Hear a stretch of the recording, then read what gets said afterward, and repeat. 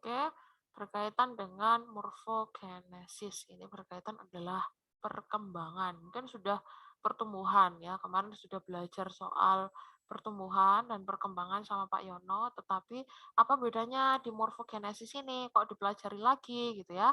Nah, di morfogenesis ini proses pembentukan jaringan atau diferensiasi sel. Jadi ada pertumbuhan, ada diferensiasi gitu ya.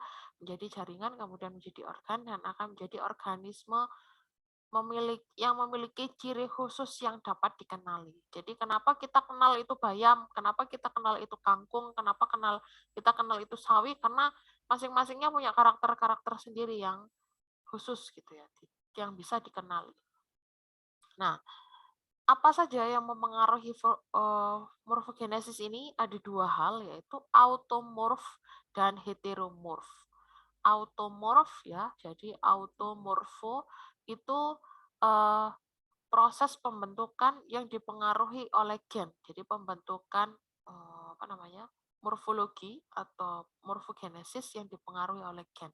Jadi kenapa tidak akan pernah tertukar daunnya kelapa dengan daunnya pisang gitu ya. Pertumbuhannya tidak akan pernah terbalik gitu. Karena di dalam gennya sudah ada kode genetik bahwa daun pisang, oh ya bentuknya seperti itu, lebar, ada tulang daunnya utama yang besar, kemudian ada jari-jarinya, apa namanya, tulang daun yang ke samping menyirip gitu ya, seperti sisir. Terus kemudian di bagian pangkalnya ada pelepah yang besar menyerupai batang. Nah, itu tidak akan pernah tertukar dengan pohon kelapa yang sama-sama menyirip tapi punya anak daun, seperti punya anak daun gitu ya. Bahwa nanti ada lekukan yang sangat tajam pada setiap helaiannya gitu sehingga seperti pecah-pecah begitu ya. Itu tidak yang terkode oleh genetik. Kemudian ada lagi yang tidak terkode, yaitu pertumbuhan yang dipengaruhi adanya induksi dari luar. Bisa dari cahaya, bisa dari hormon, tambahan, pupuk, kemudian bisa dari adanya kadar air gitu ya. Terus kemudian ada lagi misalnya intensitas cahaya, ketinggian tempat ya, perbedaan altitude atau apa ya, dataran di atas permukaan laut berapa meter itu sudah berbeda. Kemudian kadar sulfur, kadang apa namanya bunga bugenvil itu kalau berada pada tanah yang kadar sulfurnya tinggi, maka bunganya jadi cerah-cerah gitu ya. Kalau kalau yang kadar sulfurnya rendah, maka ya warnanya hanya mungkin merah saja. Tapi kalau sudah ada kadar sulfur yang tinggi, maka dia bisa bermacam-macam. Ada ungu, ada kuning gitu. Nah, itu yang dipengaruhi. Nah, banyak banyak jurnal yang mengatakan bahwa heteromorf ini komposisinya di dalam proses pembentukan morfologi itu 60%, sedangkan 40%-nya adalah dipegang oleh genetik gitu. Jadi yang paling menentukan adalah lingkungan. Nah, untuk proses pertumbuhan sendiri mungkin juga sudah dijelaskan oleh Pak Yono gitu ya, berasal dari zigot itu. Semuanya berasal dari seluler, penambahan seluler. Termasuk kita mengalami pertumbuhan yang memanjang itu bukan bukan apa namanya? Bukan tulangnya tapi ada pertumbuhan atau ada pembelahan sel dan ada penambahan sel di dalam tulang sehingga kita jadi tambah tinggi gitu. Sama seperti tumbuhan juga begitu, dari satu sel zigot yang sudah terbuahi, kemudian dia akan mengalami pembelahan gitu ya. Kemudian apakah dari kan tadi dikatakan bahwa 40%-nya sudah ada calon daun, sudah ada nanti bentukannya akarnya seperti apa, sudah ada bentukannya batangnya seperti apa, itu sudah terekam jelas pada zigotnya gitu ya. Kemudian setelah masa perkembangan apakah sudah terbentuk daun? Kan belum. Tapi ada sel-sel inisiasi gitu ya. Ada sel-sel primordial atau ada sel-sel yang mendahului terjadinya pembentukan daun, kemudian ada juga yang mengalami pembentukan akar gitu ya. Kalau pembentukan akar maka dia mengikuti arah gravitasi. Kemudian kalau apa namanya? pembentukan batang ke atas ke ujung pucuk daun, maka dia melawan gravitasi seperti itu. Jadi pembentukannya melalui sel-sel inisiasi.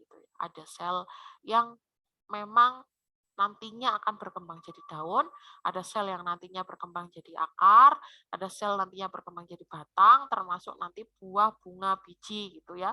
Semuanya sudah ada di zigot itu sendiri. Jadi di zigot itu sudah merekam nanti umurnya seberapa lama, kemudian bentuk bunganya seperti apa, warna bunganya seperti apa, jumlah biji dan lain sebagainya sudah terekam jelas di situ.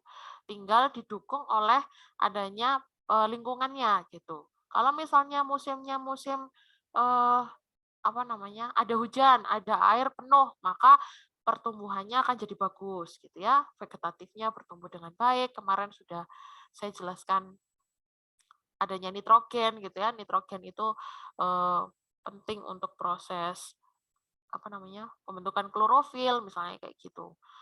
Intensitas cahayanya penuh gitu ya, tersinari dengan baik selama jangka waktu yang panjang. Maka untuk memaksimalkan dia harus membuat klorofil yang banyak seperti itu. Dan itu didukung oleh lingkungan gitu. Nah, gimana pembentukan klorofilnya gitu? Sudah ada gennya sendiri, sudah ada gennya pembentuk klorofil. Itu adalah proses morfogenesis. Nah, bentuk tubuh yang karakteristiknya yang cenderung tidak dapat membentuk tubuh yang simetris pada sumbunya dipengaruhi oleh faktor luar seperti cahaya, zat eksogen atau hormon gitu ya, hormon itu endogen ya dari dalam, ada juga hormon yang ditambahkan. Misalnya kalau pertumbuhan kita pakai botol gitu ada auksin yang ditambahkan, ada gibberellin yang ditambahkan untuk tujuan pertumbuhan tertentu. Kemudian ada faktor-faktor genetis yang lainnya. Bentuk simetris itu ada radial, bilateral, dan dorsoventral yang memang berada pada simetris daun, simetris apa namanya tubuh batang, tubuh tumbuhan itu sendiri. Kemudian morfogenesis itu melibatkan sebuah pigmen. Nah, ini sudah pada fotomorfogenesis. Kita nggak bisa ngontrol cahaya matahari itu harus panjang panjang gelombangnya 680 terus gitu, nggak bisa ya. Kalau seperti ini mendung ya di Malang, mungkin yang sudah di Malang gitu ya, cenderung hujan, apakah fotosintesisnya berhenti? Kan tidak juga gitu ya. Kalau fotosintesisnya berhenti, maka pembentukan energi juga berhenti dong karena tidak ada suplai gula, glukosa untuk di apa dirombak untuk jadi ATP ya kan. Maka itu harus tetap terjadi. Nah, gimana caranya tumbuhan agar bisa tetap melakukan fotosintesis, yaitu mendapatkan cahaya matahari dengan berapapun panjang gelombangnya, maka yang dibentuk adalah pigmennya yang dirubah gitu ya. Kemampuan pigmennya untuk bisa merubah elektron atau bisa menangkap intensitas cahaya dengan berbagai berbagai panjang gelombang gitu ya. Atau yang biasa dikenal dengan fitokrom. Ini salah satu saja. Fitokrom ini hanya salah satu pigmen saja yang bisa menangkap panjang gelombang. Nah, fitokrom ini ada dua jenis, ada PR, fitokrom red, dan ada PFR, fitokrom faret. Atau kalau PR itu disebut dengan cahaya merah gitu ya, penerima cahaya merah. Kalau fitokrom faret, PFR, itu adalah cahaya merah jauh. Apa bedanya cahaya merah dengan cahaya merah jauh? Ini berkaitan dengan intensitas cahayanya, panjang gelombangnya yang mengenai daun gitu ya. Pada pertemuan diketahui bahwa fitokrom yang aktif dalam bentuk PFR. Nah, PFR ini bisa switch, bisa switch. Misalnya dalam keadaan gelap, PR itu bisa berubah secara otomatis menjadi PFR dengan mana PFR? Oh, nggak ada.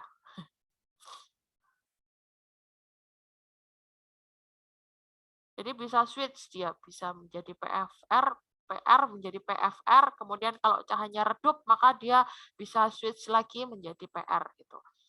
Nah, di dalam morfogenesis itu salah satu yang mendukung ya, karena memang kadang ada pertumbuhan atau hormon-hormon endogen yang mempengaruhi pertumbuhan sehingga zat tumbuh endogen yang dipengaruhi oleh cahaya gitu ya.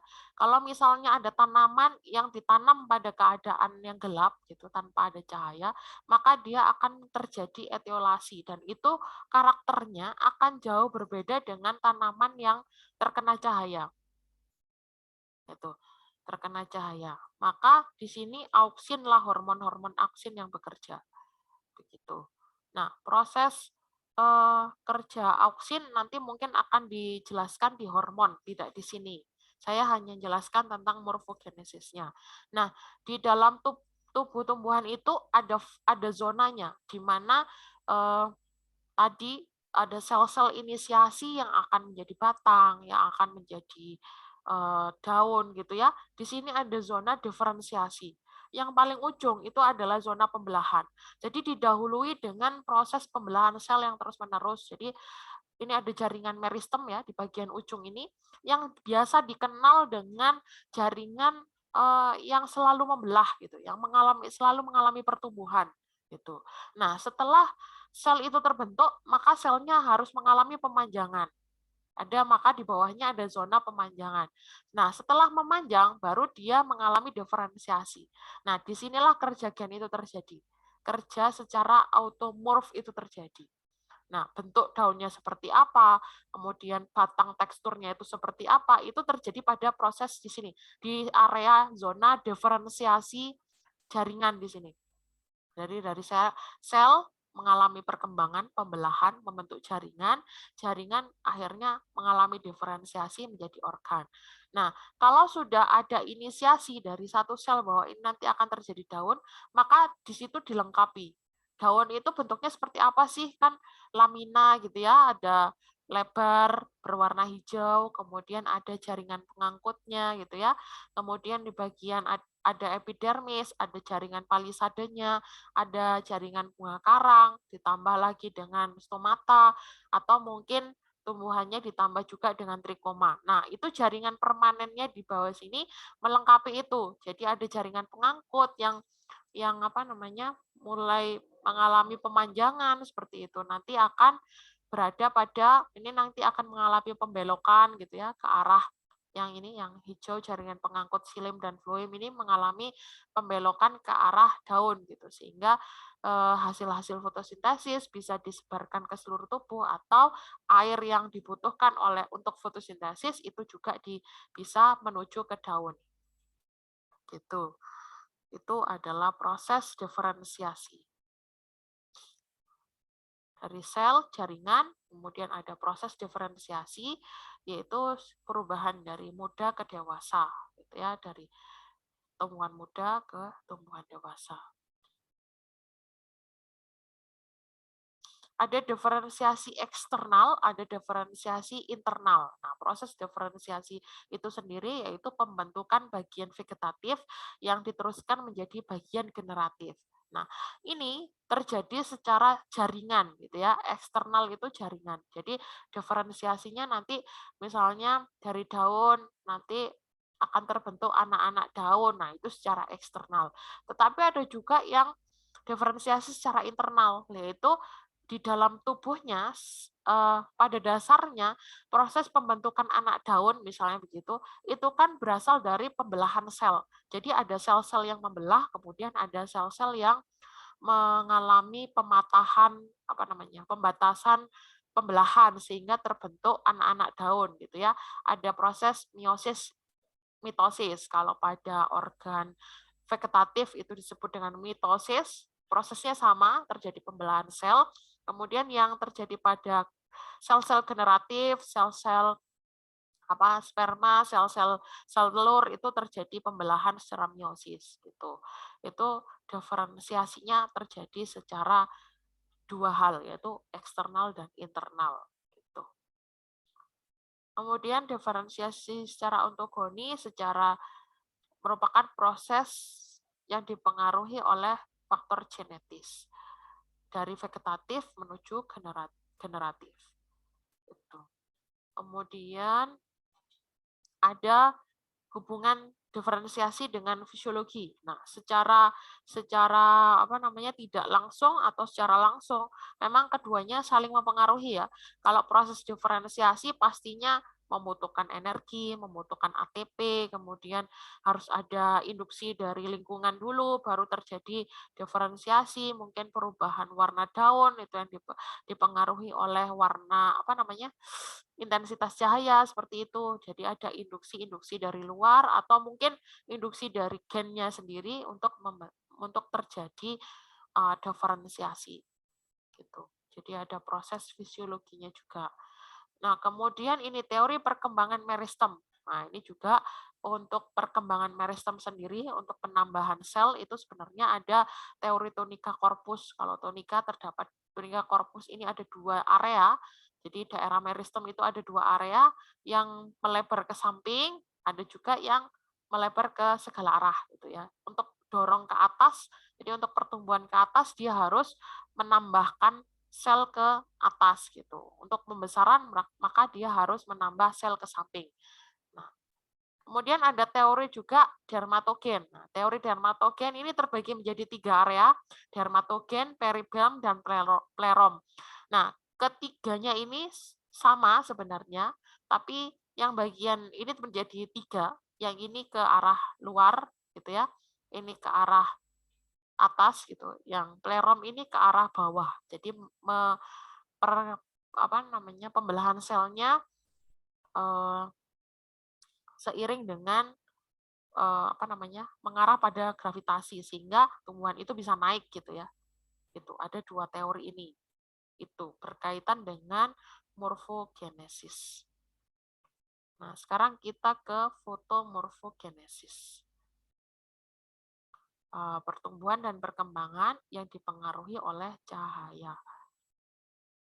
Jadi morfogenesis itu banyak hal yang mempengaruhi, salah satunya adalah cahaya. Nah, kalau ada cahaya berarti yang bekerja adalah bisa hormon ya, bisa hormon auksin karena hormon auksin itu sensitif terhadap terhadap cahaya. Kalau dia ada cahaya maka dia akan non aktif gitu ya. Tapi hormon akan dibahas sendiri nanti di bab hormon sama bururi. Bentar, kita tunggu dulu slide-nya muncul.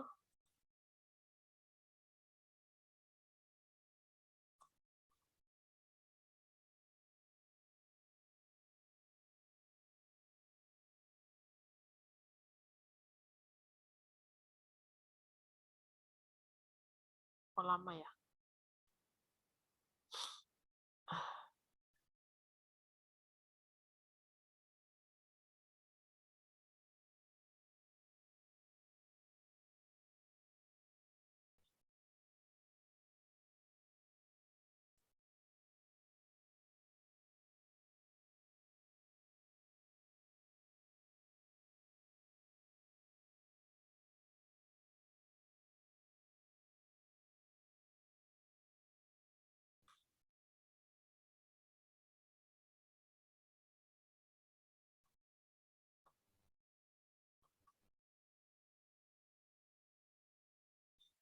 Fotomorfogenesis.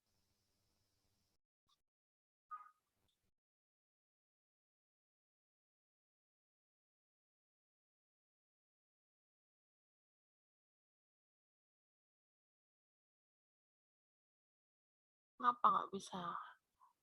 Ini nggak bisa share screen.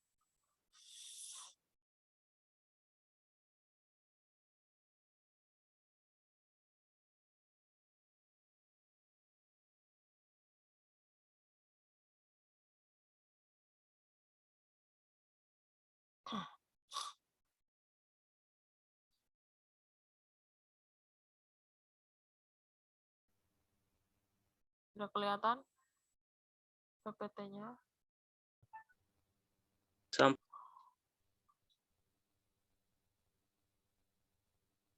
Sudah nampak ya? PPT-nya sudah nampak? Sudah. Oke. Ini adalah fitokrom sensitif terhadap cahaya. Fitokrom adalah pigmen yang sensitif terhadap cahaya yang digunakan untuk memegang peranan penting pada proses perkecambahan biji pada spesies tertentu. Intensitas cahaya, banyaknya cahaya yang diterima oleh tanaman persatuan luas dalam waktu, termasuk lama penyinaran. Nah, ini mempengaruhi laju fotosintesis dan sintesis karbohidrat.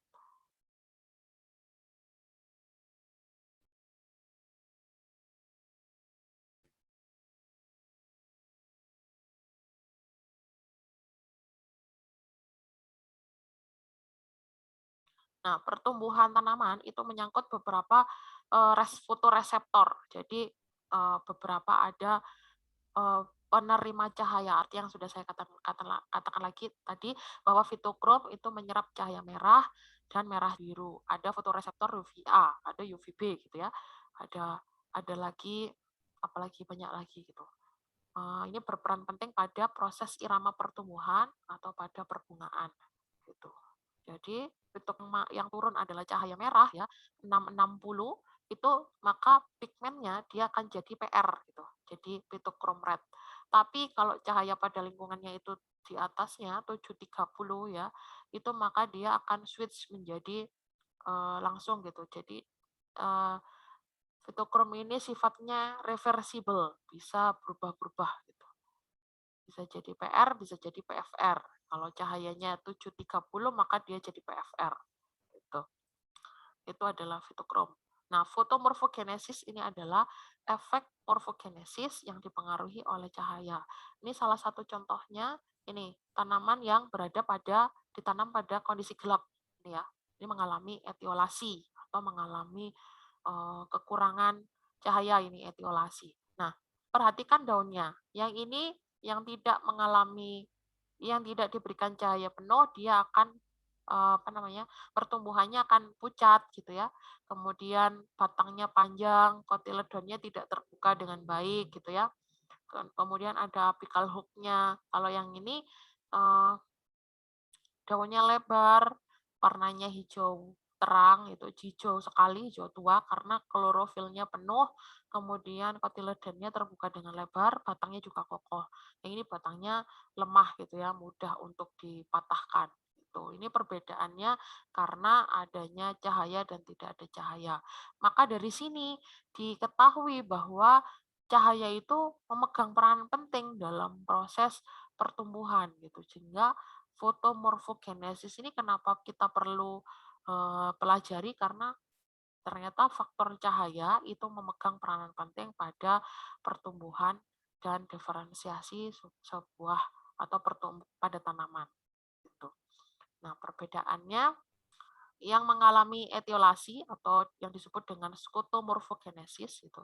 Skoto itu tidak ada cahaya. Kalau foto itu ada cahaya.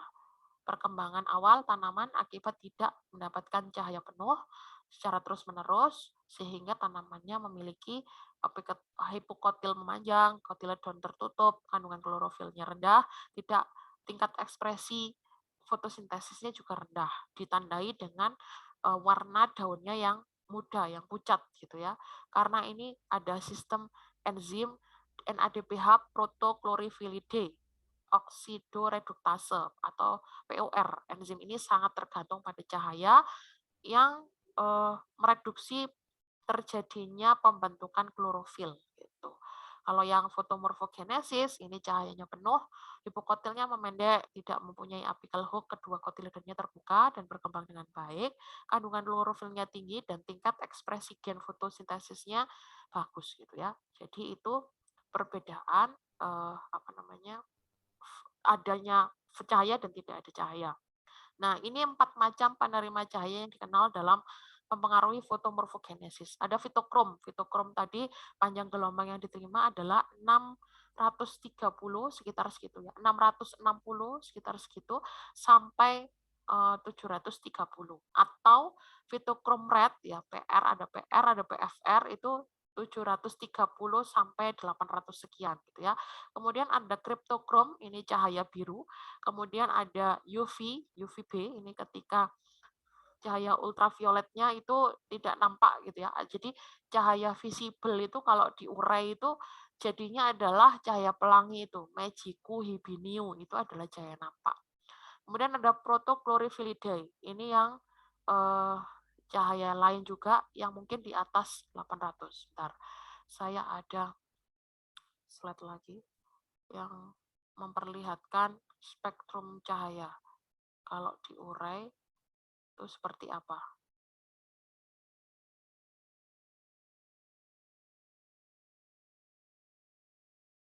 Bentar ya. Buka dulu slide-nya. Vernalisasi.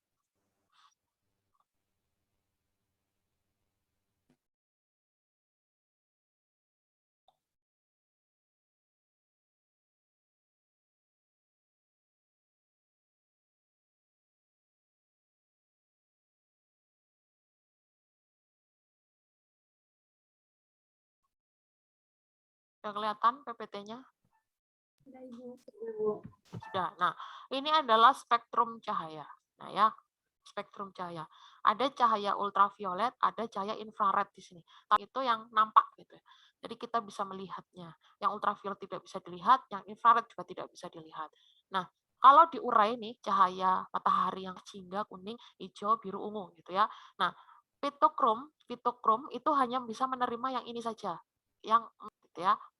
Ini bisa diterima dengan baik di sini gitu.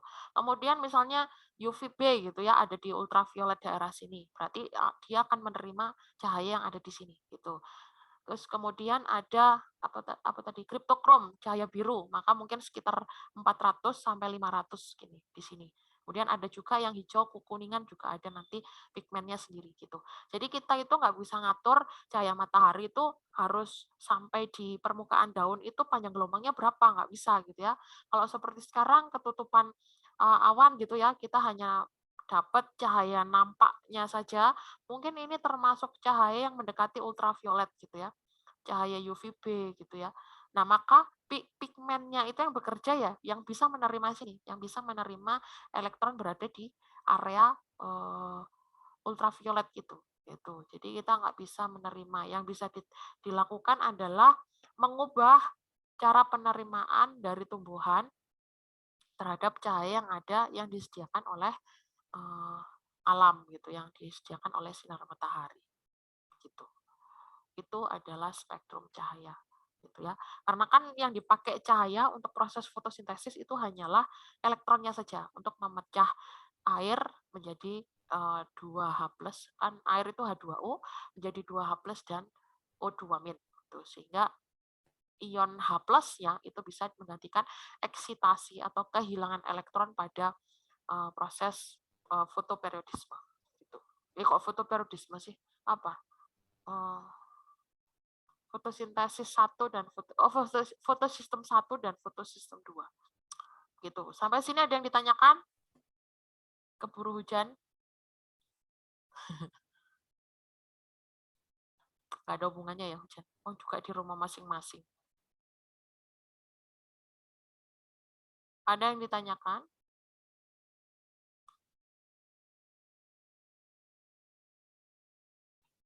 Ada yang ditanyakan? Belum, Bu. Belum. Oke. Kalau belum ya udah gitu. Disudahi aja karena materinya udah kan jadwalnya hari ini adalah morfogenesis dan fotomorfogenesis, kemudian fitokrom gitu. Pigmen penerima cahaya. Dan pigmen semuanya itu sudah ada di daun semuanya, gitu ya.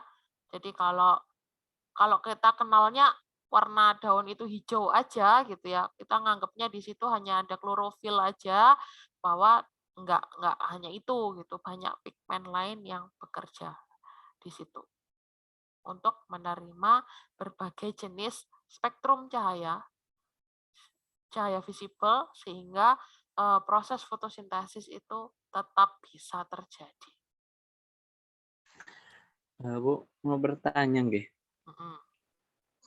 Kan di itu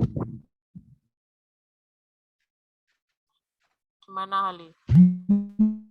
Ya, dia hilang.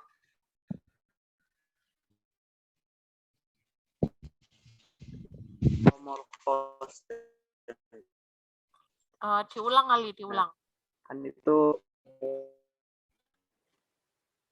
eh, kan tadi ada automorfose Ya, sama automorf dan heteromorf. heter